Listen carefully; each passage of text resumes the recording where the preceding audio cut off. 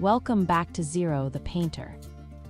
Today we're doing something super fun, drawing a pug on black paper using rainbow-colored pencils.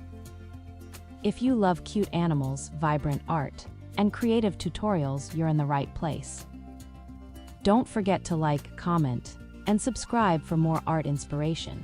First, Zero will sketch the outline of the pug's eyes with color pencil.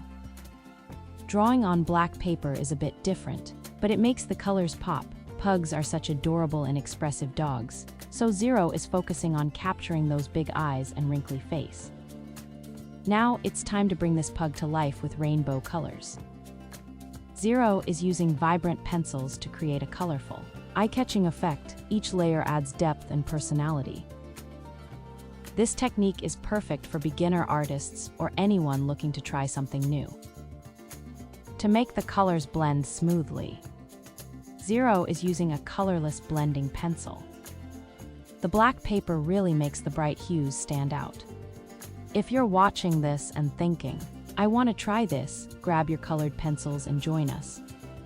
It's a great way to practice shading and color blending. Finally, adding highlights and fine details to make this pug look realistic yet whimsical.